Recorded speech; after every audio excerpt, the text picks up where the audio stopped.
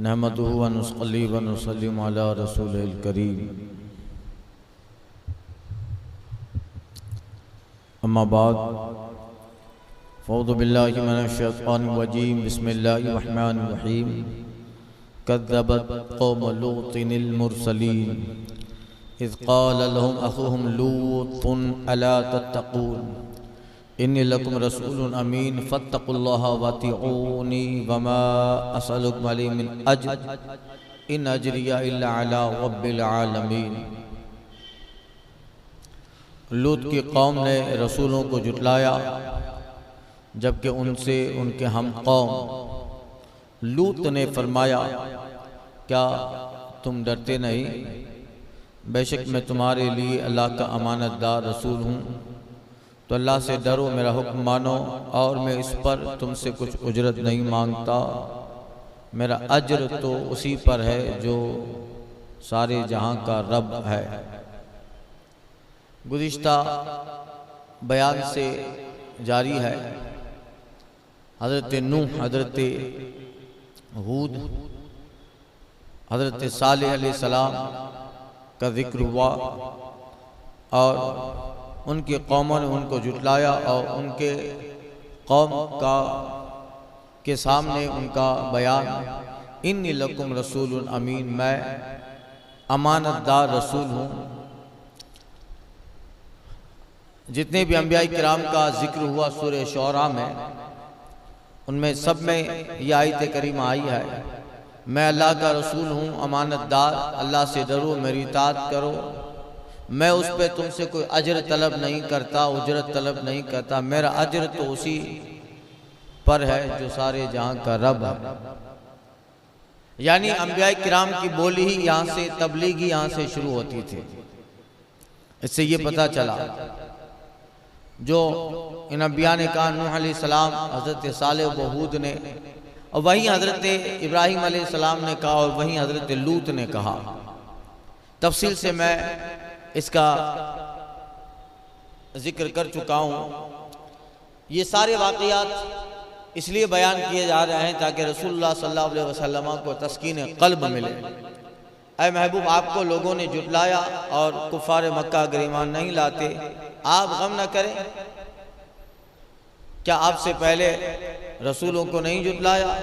यकीनन जुटलाया। देखिए ज़रा, तो फिर ये सब जिक्र हुआ कि उन्हें उनके कौम ने जुटलाया, मगर उन रसूलों का जो ज़िम्मा था, उन्होंने तबलीग और रिसालत का जो पैगाम था वो कौम तक पहुंचा दिया। कौम ने उन्हें भी जुटलाया। अब उन्हें और उनके ईमान लाए जो उन पे, उनको हमने नजात दी, और जो सरकश रहे, कुफ्र पे रहे, उन्हें हलाक व बर्बाद कर दिया, इबरत का निशान बना दिया। चुनांचे देखिए ज़रा, ए महबूब, आप गम ना करें।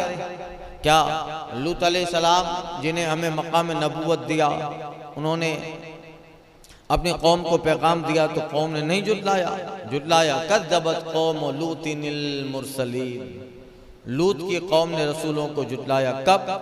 जबकि उनके हम कौम, इज़ क़ाल लहुम अख़ूहुम लूत, जब उनके हम कौम लूत ने कहा था कि क्या तुम नहीं डरते? इन्नी लकुम रसूलुन अमीन, मैं अल्लाह का अमानतदार रसूल हूँ। तो जब मैं दुनियावी मामलात में अमानतदार हूँ, तो दीन के मामलात में तो बदर्जे अतम अमानतदार हूँ कि तुम देख चुके अंबिया को अल्लाह ताला पहले कौम में रखता है।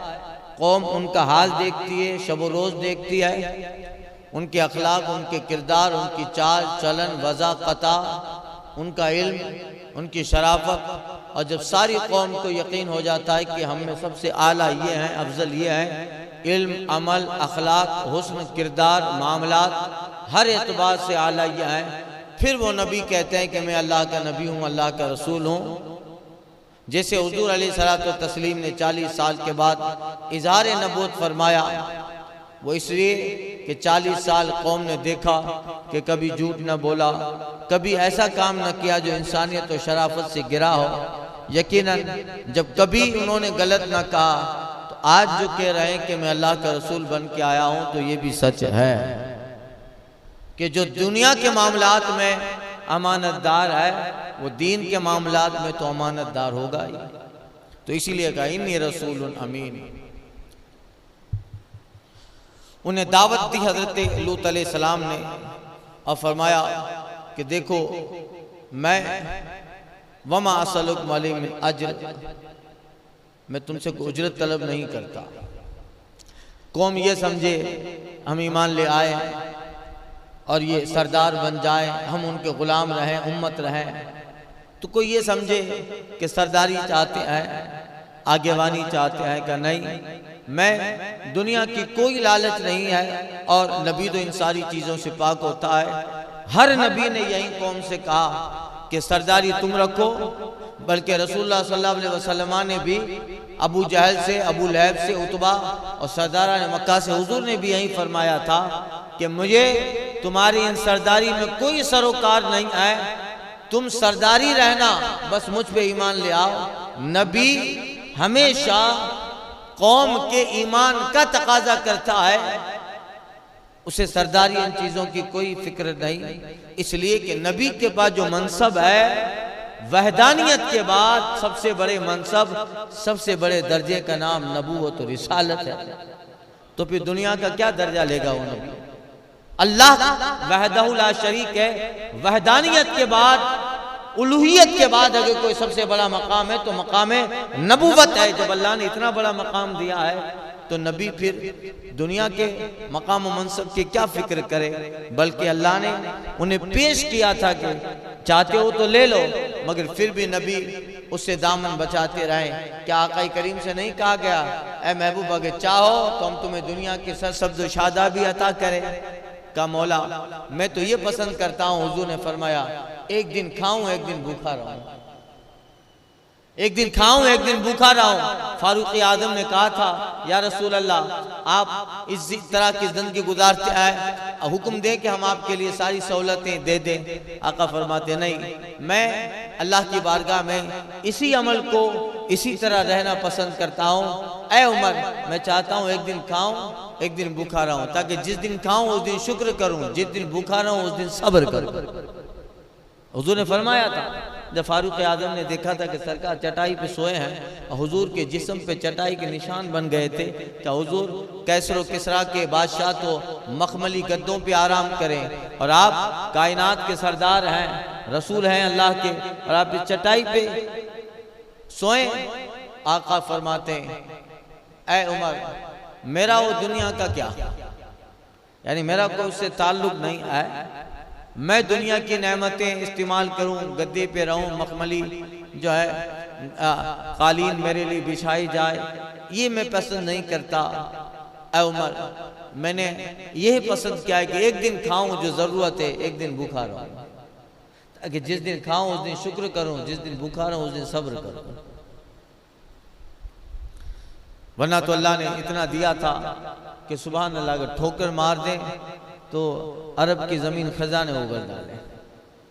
जिनके गुलामों को इतना दिया था कि वो दुनिया के बादशाह बन गए, तो फिर आका के पास क्या कमी होगी? मदीने के गधा देखे हैं दुनिया के इमाम अक्सर, मदीने का जो गधा है वो दुनिया का इमाम है, उमर है, हजरत अबू उबैदा बिन जर्राह है, तारिक बिन ज़ियाद है, और ऐसे बेशुमार आका करीम के साहबा व ताबईन जिनके पास उस्मान गनी है, जिनके पास खजानों की कमी नहीं। मदीने के गदा देखे हैं दुनिया के इमाम अक्सर, बदल देते हैं तकदीर मोहम्मद के गुलाम अक्सर। तो ये मगर नबी जो होता है वो इन चीज़ों को पसंद नहीं करता। नबी एक ही चीज़ का तकाजा करता है, वो ये है कि अल्लाह से डरो और मुझ पर ईमान लो। तो हर नबी ने यह कहा कि मा असलुकुम अलैहि मिन अज्र इन अज्र इल्ला अला रब्बिल आलमीन, मेरी उजरत कुछ नहीं है, हाँ मेरा अज्र तो अल्लाह मुझे देगा, मैं तबलीग करूँगा। और तकाजा मेरा यह है कि न तुम्हारी सरदारी चाहिए, न तुम्हारी दौलत चाहिए, कुछ नहीं है, मेरा तकाजा यह है कि तुम लोग ईमान लिया, अन तुमिनु बिल्लाहि व बी, अल्लाह पे मुझ पर ईमान लिया। तो सारे नबियों का यही कौल था। फिर हुजूर के लिए एक एक्स्ट्रा एक बयान है, सरकार फरमाते कुल ला असलुकुम अलैहि अजरन इल्लल मवद्दता फिल कुर्बा। आका से फरमाया गया, ए महबूब आप कहते हैं, अल्लाह कहता है कि मैं इस पे उजरत तलब नहीं करता, हाँ अगर कुछ देना ही चाहते हो इल्लल मवद्दता फिल कुर्बा, मैंने ईमान दिया, इस्लाम दिया, अल्लाह की मार्फत दी, मार्फत रब्बुल आलमीन, खुदा को पहचानवाया, तुम्हें दीन देकर, कुंतुम अला शफा हुफरती मिनन नार, तुम जहन्नम के गड़े पे गिरे हुए थे, मैंने तुम्हें खींच के जन्नत की शाहराह पे आके खड़ा कर दिया। इतना बड़ा इनाम जो मैंने और इतना बड़ा करम किया, ए लोगों इसके बदले में कुछ नहीं चाहिए। ए महबूब कह दो, कुल ला असलुकुम अलैहि अजरा इल्लल मवद्दता फिल कुर्बा, मैं उस पर कुछ नहीं चाहता। अगर देना ही चाहते हो इल्लल मवद्दता फिल कुर्बा, मेरे घर वालों से मोहब्बत करो, मैं समझूंगा कि तुमने कुछ दे दिया। इल्लल मवद्दता फिल कुर्बा, मेरे अहले खाना से मोहब्बत करो, मेरे नस्ल से मोहब्बत करो, मेरे घर वालों से मोहब्बत करो, अगर उनसे मोहब्बत करोगे तो मैं समझूंगा कि तुमने कुछ दे दिया। तो हर नबी का यही फरमान था, ला असलुकुम अलैहि अजरा। अब कौम लूत में हजरत लूत ने भी यही कहा, अल्लाह से डरो। कौम का हाल क्या था, ये वाकया सूरह अराफ में भी गुजर चुका, सूरह हूद में भी और सूरह हज्र में भी आयत नंबर 58 से 77 तक यह आयत गुजर चुका बयान। अतातूना ज़कराना मिनल आलमीन, क्या मखलूक में मर्दों से बदफेली करते हो? वतज़रूना मा खलक़ लकुम रब्बुकुम मिन अज़वाजिकुम बल अंतुम कौमुन आदून क़ालू लइन लम तंतहि या लूत लतकुनन्ना मिनल मुखरजीन। और छोड़ते हो वो जो तुम्हारे लिए तुम्हारे रब ने जोड़े बनाए, बल्कि तुम लोग छोड़ते हो वो जो तुम्हारे लिए तुम्हारे रब ने जोरुएं बनाई, बल्कि तुम लोग हद से बढ़ने वाले हो। बोले लूत, अगर तुम बाज ना आए तो जरूर तुम निकाल दिए जाओगे। गुज़िश्ता तफसीर में बताया था कि कौमों पे जो अजाब आया था, हर कौम के अंदर कुछ बुराई थी जिस पे वो अजाब का शिकार हो गई। अंबिया की दावत को समझाने से न समझे। इसमें कौम लूत का जो जिक्र था, उनकी कौम का जो हाल था वो बड़ा खतरनाक था, खबीस कौम थी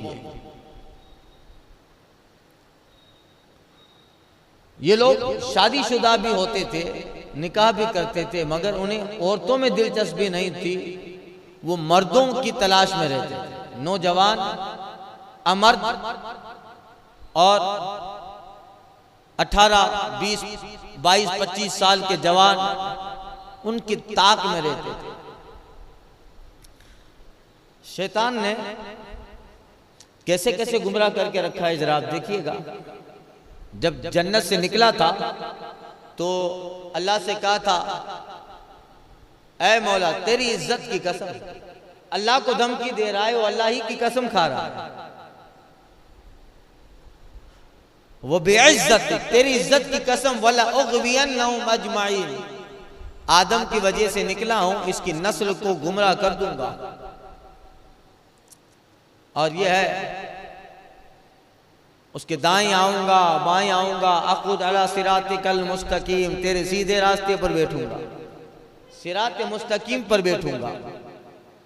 मगर आदम की वजह से इतना नुकसान मुझे हुआ है, उसकी नस्ल को छोड़ूंगा नहीं। दाएं से आऊंगा बाएं से आऊंगा, आगे से आऊंगा पीछे से आऊंगा, गुमराह जरूर करूंगा। हदीस में आया है कि जब कोई कुफ्र पे मरता है, जब कोई बंदा कुफ्र पे मरता है, काफिर होके मरता है, तो उसके जनाजे के आगे शैतान अपने जुर्रियत के साथ ढोल बजाता है, नाचता है, इसे काफिर होके मारने में कामयाब हो गए। सबसे बड़ा नुकसान क्या है? कुफ्र पे मरना। यही तो नुकसान है। बंदा गुनहगार है, बदकार है, कैसा भी है, मगर ईमान पे मरा है तो जहन्नम में जाएगा भी, थोड़ी बहुत सजा मिलेगी, और मगर ईमान पे मरा है तो कितने सालों के बाद सजा भुगतने के बाद आखिर में जाएगा तो जन्नत में। मगर कुफ्र पे मरा है तो शैतान का मंसूबा वो कामयाब हो जाता है। तो जब कोई कुफ्र पे मरता है तो शैतान उसके लाश के सामने, उसके जनाजे के सामने अपने लोगों, अपनी ज़ुर्रियत के साथ नाचता है। कामयाब हो गए। आदम का एक बेटा कुफ्र पे मरा, यानी मैं जहां जाऊंगा यही मेरे साथ वहां भी आएगा, जहन्नम। इसलिए हमें भी हुक्म है कि जिस पे यकीन हो कि कुफ्र पे मरा है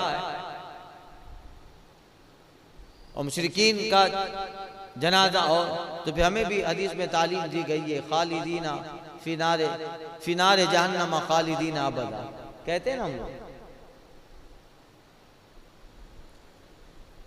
कैसे कैसे तरीकों से गुजरा। लूत अलैहिस्सलाम की जो बस्ती थी करिया सद्दूम, उसका जिक्र है। बड़ा अच्छा माहौल था, सब्जी तिजारत इतनी बड़ी थी कि बाहर के लोग आकर वहां तिजारत करते थे और कमा के चले जाते थे। और ये लोग तो सुस्त हो गए, क्योंकि अल्लाह ने बाग बगीचे, हवामान, आबो हवा, क्लाइमेट, एटमॉस्फेयर, फजा, आब, पानी, ये सब इतना बेहतरीन दिया था। ताज़ा फल, अब उस ज़माने में कोल्ड स्टोरेज तो थे नहीं कि हर फल में इंजेक्शन लगाना पड़े तब पकेगा वो। तो कुदरती तौर पे सब चीज़ें थी। तो आसपास की आबादियां आती थी, सब्जियां ले जाती, खरीदती, अपने कारोबार करते थे, खूब कमा के ले जाते। इनको किसी ने कहा कि जब तुम्हें अल्लाह ताला ने इतना बेहतरीन शहर दिया है, इतनी बेहतरीन आबादी दी है, दूसरे मुल्क वाले तुम्हारे यहाँ आके कमा जाते हैं, तो तुम्हारी जो मनफात है, तुम्हारी ये सारी चीज़ें हैं, तुम्हारी जो नेमतें हैं, उससे दूसरे लोग आके फ़ायदा उठाते हैं। ऐसा करो कि ये लोग ना आ पाए। हालांकि अगर वो अच्छी तरह से सोचते तो उनमें उनका फ़ायदा था कि भाई दूसरे लोग आए यहाँ तिजारत करें और उनसे अपने कुछ फ़ायदे रखो, जैसे हर मुल्क में होता है। हर मुल्क चाहता है कि दूसरे लोग आए, एक्सपोर्ट इम्पोर्ट जितना बढ़ेगा मुल्क अच्छा बनेगा। मगर उनको शैतान ने ये सारे तरीके दिमाग से निकाल दिए। वो इस फिक्र में रहे कि दूसरे लोग हमारे यहाँ से कमा के चले जाते हैं। बहुत तरीके अपनाए मगर नहीं माने, तो फिर क्या करने लगे मालूम है? बाहर से कोई सब्जी या कोई गल्ला या कुछ भी बेचने आता था पास वाली आबादी का, तो चंद गुंडे किस्म के शरीर लोग आबादी के थे, उसको पकड़ लेते थे और शैतान ने दिमाग में ख्याल दिलाया कि इसके साथ बदफेली करो। तो लड़के के साथ, ताजिर के साथ बदफेली करते थे। तो बंदा फिर क्या शर्म के मारे दोबारा नहीं आता था। का बड़े खबीस लोग हैं, जिसकी तबीयत अच्छी है वो तो इसको पसंद नहीं करेगा, वहां जाएगा ही नहीं। करे बड़े खबीस लोग हैं, मर्द के साथ बदफेली करता है, तो वो आना छोड़ देता था। अब इन्होंने इसलिए ये तरीका अपनाया था कि एक दो मर्तबा सबके साथ ये करें तो फिर आना छोड़ दें। मगर शैतान ने इस फेल में इतनी लज्जत दे दी कि मकसद कुछ और था, मगर इस फेल में फिर उन्हें लुत्फ आने लगा।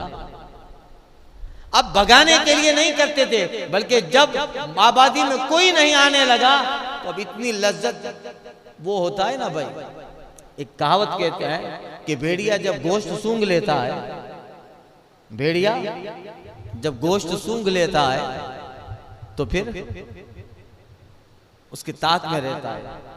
इनके इनफेल से कौम तो दूर हो गई, लोग तो, मगर फिर इनकी इतनी आदत खराब हो गई कि वो चाहते थे कि लोग आए। शैतान ने इस कार फैल में उन्हें इतनी लज्जत दिलाई कि फिर आबादी के गेट पे बैठते, कोई भी अजनबी गुजरता, चंद शरीर लोग उन्हें पकड़ के कमरे में ले जाते, गलत काम करते थे। बल्कि इस फैल में शैतान ने इतनी रग़बत दे दी, अपनी औरतों से जुदा हो। हजरत लूत ने कहा था, हाउलाई बनाती है, मेरी बेटियां हैं। हजरत लूत ने अपनी कौम की औरतों को अपनी बेटी कहा, ये मेरी बेटियां हैं, अल्लाह ताला ने तुम्हें इसमें इसे हलाल किया। सूरह अराफ में उसका जिक्र गुजर चुका और सूरह अराफ में। मगर वो लोग कहने लगे, ऐ लूत, हमें तुम्हारे कौम की बेटियों में लुत्फ नहीं रहा, लुत्फ नहीं रहा। शैतान ने, मैंने वो हदीस बयान की थी, जो गुनाह वहां होंगे एक उम्मत में, इस उम्मत में गुनाह ज्यादा होगा। देखिए जरा, रिपोर्ट आ रही है, अखबारों में पढ़ते हैं, नेट पे खबरें आती है, यूरोप में औरत औरत से शादी कर रही है, मर्द मर्द से शादी कर रहा है। फितरत के तकाजों के धज्जियां उड़ा रहे हैं। बल्कि एक खातून ने लेडी ने अपने रोबोट से शादी की, तो उनको कहो कि अब उससे शादी करने के बाद बच्चा भी गूगल से डाउनलोड कर ले।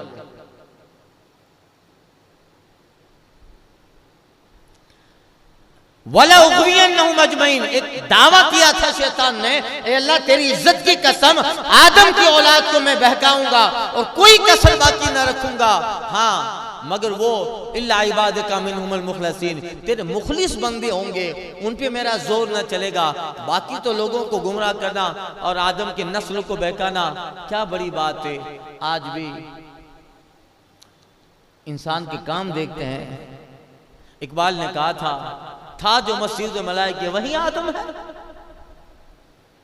था जो मस्जिद मलाइके वही आदम है। कारनामे देखो इंसान के तो शैतान शर्मा जाए। इकबाल ने इसलिए कहा था जो मस्जिद मलाइके वही आदम है, जिसके बाप आदम को फरिश्तों ने सजदा किया था उसका बेटा है। अरे इसका हाल तो ये था कि उरूज आदम खाकी से अंजुमन सहमे जाते हैं कि टूटा हुआ तारा मह कामिल न बन जाए। मगर इस कदर शैतान ने इंसान को अपने जाल में फंसाया कि बाज़ औक़ात जब उसके कारनामे देखते हैं तो शैतान भी किनारे पे बैठकर शर्माता है, और वो शैतान भी अपने शैतान होने पर शायद फख्र करता हो कि मैंने ये काम न किया। शैतान ने आदम किया और आदम के साथ उसका मामला था, मगर शैतान का भी अकीदा है कि खुदा है, वहदानियत का तो, क्योंकि वो तो देख के आया है ना भाई, वो तो देख के आया है। तो इस फैल में शैतान ने उनको इतनी इज्जत दे दी। जब हजरत लूत ने बहुत समझाया, नहीं समझे और कहने लगे ऐ लूत, हमें तुम्हारी बेटियों में लुत्फ नहीं रहा, यानी कौम की औरतों में लुत्फ नहीं रहा। तलाश करने निकल जाते थे मर्दों को तलाश करने निकल जाते थे, और जब कोई मिल जाता था तो कुरान में यस्तबशिरून, खुशियां मनाते थे कि गांव में एक लड़का आ रहा है। हजरत लूत अलैहिस्सलाम के पास फरिश्ते आए थे, क्योंकि लूत अलैहिस्सलाम ने समझाया नहीं मानते, अब अजाब देने के लिए फरिश्ते आए। मगर फरिश्ते जब आए थे तो हजरत लूत से भी मुलाकात कर ले, हजरत इब्राहिम से मुलाकात करने आए, क्योंकि फरिश्ते आए हैं तो यहाँ इब्राहिम है और इब्राहिम के रिश्ते ही में हजरत लूत है, शायद भतीजे हैं। तो इब्राहिम अलैहिस्सलाम से भी मुलाकात करने आए। कहाँ जा रहे हो? इब्राहिम ने कहा था कल लूत की कौम का अजाब का वक्त आ चुका। इब्राहिम चाहते थे कि थोड़ा अजाब डिले हो जाए और शायद कौम आज नहीं तो 2-4 महीने 2-4 साल बाद सुधर जाए। जब अल्लाह की बारगाह में अर्ज की ए मौला थोड़ा वक्त, तो इब्राहिम अलैहिस्सलाम पे वही आई कि अब आप उनके ताल्लुक से हमसे बात ना करें, यानी ये अजाब तकदीर मुबरम बन चुका था, यानी आना है, अब मोहलत नहीं मिलनी। खैर वहाँ से निकले, फिलिस्तीन की उस आबादी से करिया सद्दुम में आए। हजरत लूत अलैहिस्सलाम के कौम को अजाब देने आए थे, मगर फरिश्तों का एक तरीका है कि लूत की कौम है तो नबी से तो मुलाकात कर ले, क्योंकि नबी दर्जे में फरिश्ते से अफजल होता है। तो लूत अलैहिस्सलाम, मगर फरिश्ते भी गोरे चट्टे बहुत जवान लोगों की शक्ल में आए। जैसे आए तो दरवाजे पे दस्तक दी। हजरत लूत अलैहिस्सलाम तो थोड़ा घबरा गए, कहा ऐ लूत घबराओ नहीं।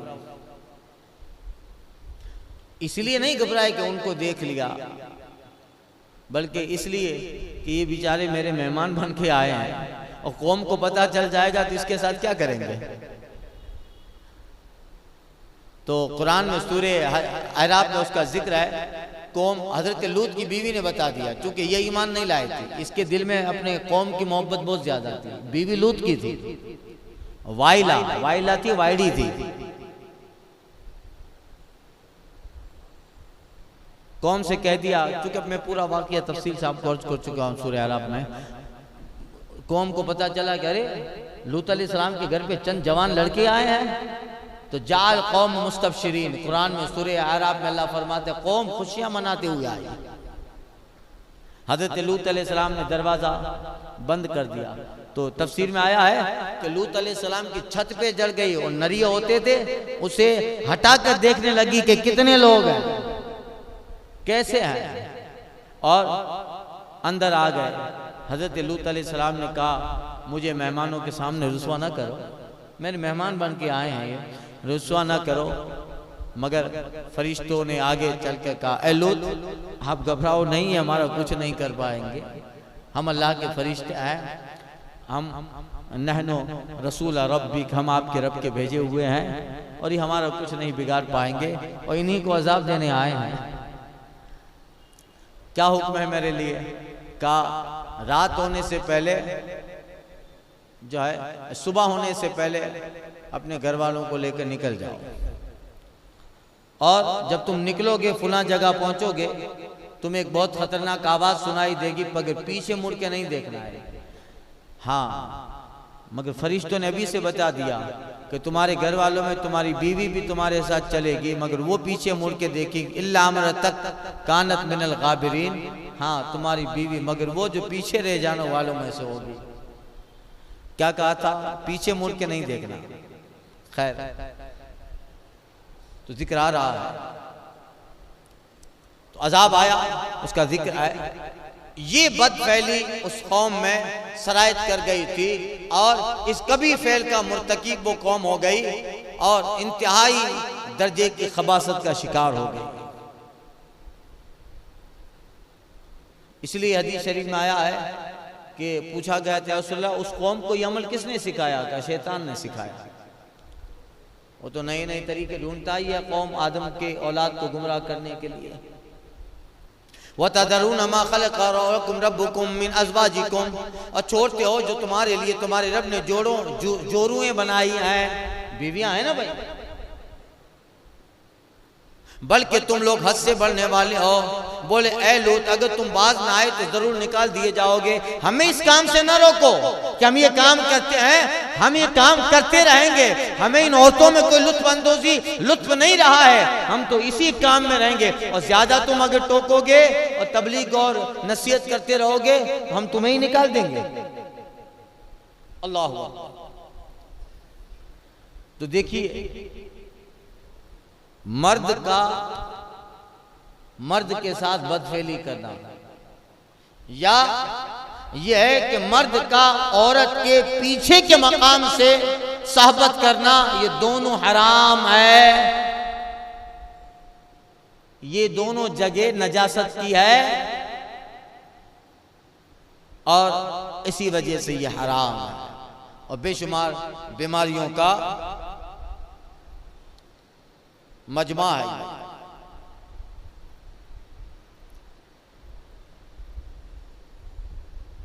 औरतों के साथ बदफेली यानी पीछे के मकाम से जिमा करना। तो इसी तरह कि बीवी से जिमा करना भी सिर्फ उसी जगह हलाल है जहां शरीयत ने इजाजत दी है, और उससे बदफेली करना यानी उस जगह से बीवी से लुत्फअंदोज करना होना जो शरीयत ने मना किया है वो भी हराम है। जिसी तरह मर्दों से बदफेली हराम है, इसी तरह औरतों से भी उसके गैर मकाम से बदफेली करना हराम है, इतना सख्त हराम है। बताइए कुरान में है इसके ताल्लुक से, निसाउकुम हर्सुल लकुम फातु निसा, तुम्हारी औरतें तुम्हारी खेतियां हैं, फातु हर्सकुम अन्ना शिअतुम, तो अपनी खेतियों में जैसे चाहो आओ। सूरह बकरा में अब जरा आप सुनिए, राबजियों की अकल मारी गई है, राबजियों की। यहां जो अन्ना शिअतुम कुरान में आया है इसके कई माने होते हैं। हमारे नजदीक है अन्ना शिअतुम ये कैफा के माने में, कैफा शीतुम, अहनाफ के नजदीक, हम बल्कि सब अइमा के नजदीक, अइमा अहले सुन्नत के नजदीक, अन्ना शीतुम कैफा शीतुम, यानी औरतों से, तुम्हारी औरतें तुम्हारी खेतियां हैं, तुम्हारी बीवियां तुम्हारी खेतियां हैं, तो अपनी खेतियों में आओ, कैफा शीतुम, जैसे चाहो, खड़े होकर, बैठकर, लेटकर, हलाल हो सकता है। रावजियों के नजदीक ये अन्ना शेतुम में, अन्ना ऐना के माने में, जहां से चाहो, जहां से तुम्हारी औरतें तुम्हारी खेतियां हैं, तो अपनी खेतियों में जहां से चाहो आओ, आगे से आओ, पीछे से आओ, तो इनके नजदीक पीछे से भी सोबत हलाल है। इसी हदीस में इसकी नहुसतें बयान फरमाई गई है। हदीस में फरमाया कि उसे मलून कहा गया, वो लानत ज़दा है, औरत के उस मकाम से है, वो मलऊन है, अपनी बीवी के पीछे के मकाम में वती करे वो मलऊन है। हजरत अबू हुरैरा से रिवायत है, आका ने फरमाया अल्लाह ताला क़यामत के दिन उस शख्स की तरफ नजर रहमत नहीं फरमाएगा जो अपने बीवी के मकाम खास को छोड़कर, मकाम हलाल को छोड़कर मकाम गैर हलाल में आता है। अल्लाह क़यामत के दिन उनकी तरफ नजर न करेगा। हज़रत अब्दुल्लाह बिन अब्बास की रिवायत है, आका ने फरमाया अल्लाह क़यामत के दिन उस शख्स की तरफ नजर न करे जो किसी मर्द या औरत के मकामे दुबुर की तरफ आए। अल्लाह अकबर। ये कौम, ये फैल इस कौम में आ गया था और उसी ने उनको हिलाक किया। वतदरून मा खलक़ल रब्बुकुम मिन अज़वाजिकुम। हजरत लूत अलैहिस्सलाम ने फरमाया कि क्या कर रहे हो तुम लोग, ये मेरे मेहमान आए हैं। और जब मामला बढ़ गया तो फरिश्तों ने कहा, ए लूत आप घबराए नहीं, आप ये वक्त है, सुबह होते ही अपने घर वालों को लेकर निकल जाए, इनका मामला हम देख लेंगे, कुछ नहीं कर पाएंगे। अजाब देने आए थे, फरिश्तों का क्या बिगाड़ लेंगे। सुबह सब ऊंधे पड़े थे अपनी बस्तियों में। लूत अलैहिस्सलाम की बीवी जो थी उसके दिल में कौम की मोहब्बत ज्यादा थी। हाय मेरी कौम। और लूत अलैहिस्सलाम की सारी खबरें कौम को देती थी। लूत अलैहिस्सलाम की सारी खबरें कौम को देती थी।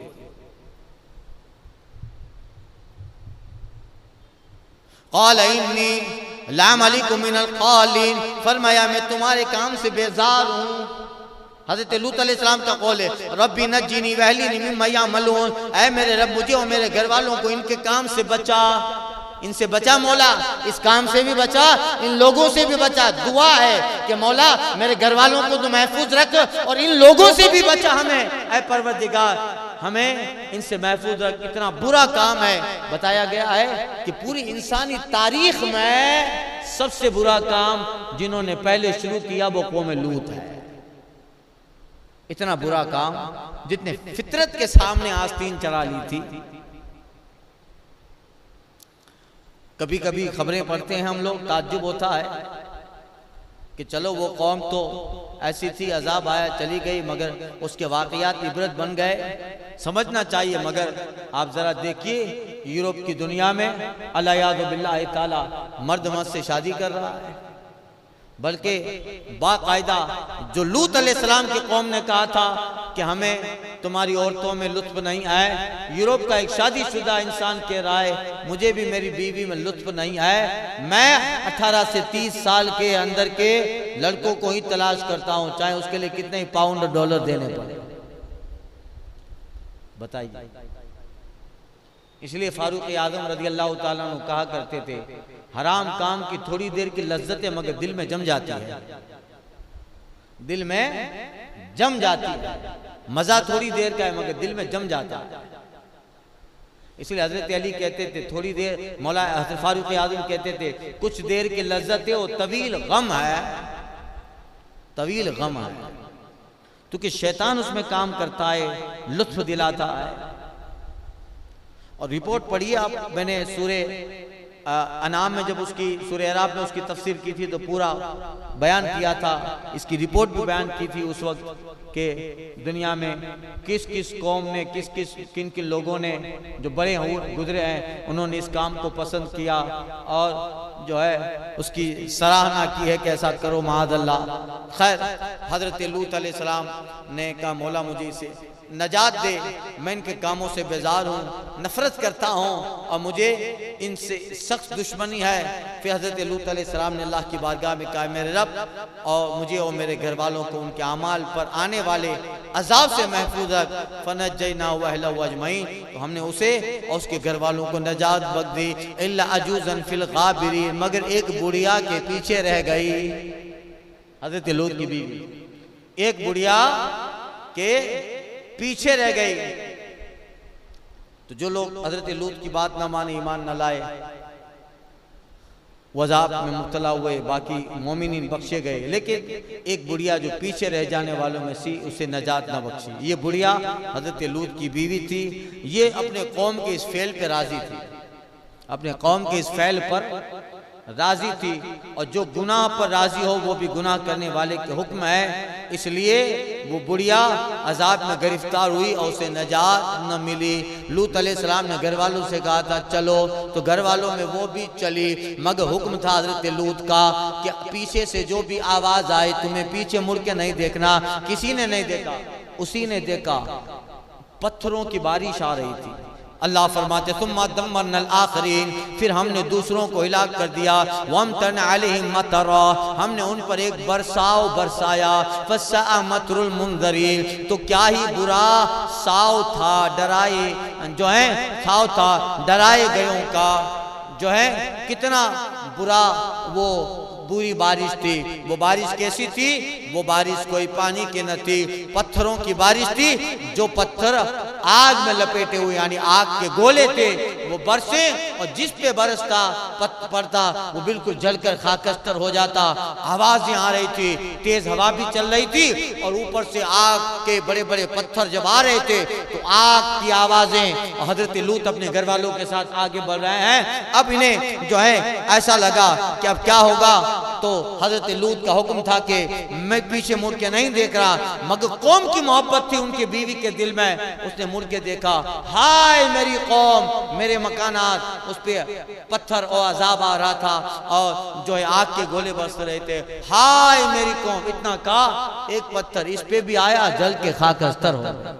इल्ला मरतक कानत मिनल गाबिरीन, मगर एक बुढ़िया, वही एक औरत हजरत लूत की बीवी थी, और अल्लाह ने उस बस्ती को निस्तो नाबूद करके रख दिया, इबरत का निशान बना दिया।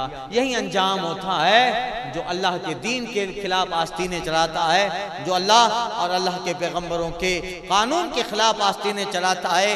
थोड़ी देर की मोहलत है और फिर उन्हें ऐसा अजाब देते हैं कि वो तो दुनिया की तारीख से मिट जाते हैं, उनके कारनामे आने वाली नस्लों के लिए अजाब बन जाते हैं। व इन्ना रब्बका इन्ना फी ज़ालिका लाया, बेशक है महबूब इसमें जरूर निशानी है। वमा काना अक्सरुहुम मोमिनीन, इनमें बहुत लोग मुसलमान न थे।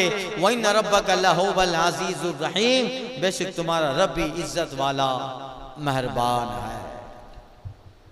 तो ये है अज़ाब। यहाँ आगे है कज़्ज़बा अस्हाबुल ऐकतिल मुरसलीन, बन वालों ने रसूलों को जुटलाया। बन वाले हजरत शोएब अलैहिस्सलाम का जिक्र है, वाइंदा के दर्स